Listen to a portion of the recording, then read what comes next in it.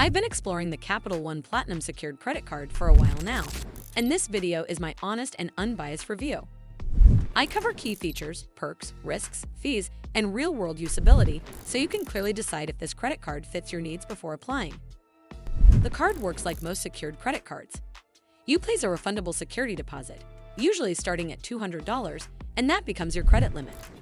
The difference is that Capital One may approve you for a $200 limit with a smaller deposit depending on your credit profile, which is still a relatively rare feature in the secured card space.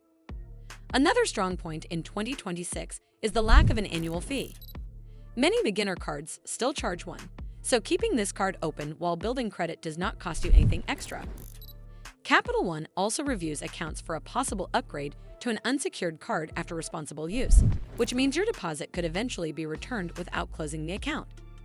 However, the card is clearly designed only for credit building, not rewards. There is no cashback, no travel points, and no welcome bonus.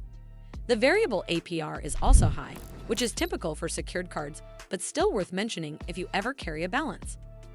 Another limitation is the relatively low starting credit limit.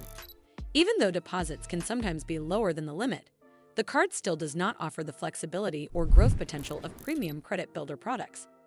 And unlike some newer competitors in 2026, this card does not provide automatic credit limit increases without additional deposits. Overall, the Capital One Platinum Secured Credit Card remains one of the more straightforward options for rebuilding credit in 2026. It keeps fees low, offers the chance of upgrading later, and comes from a major issuer that reports to all three credit bureaus. In short, it is a practical starter card, but only if your goal is credit repair rather than perks or rewards today. Well, that's all for this video. I hope you found this video helpful. And if you did, make sure you give this video a super thanks by clicking on the heart icon to help support the channel, and don't forget to hit the subscribe button. We'll see you in the next one.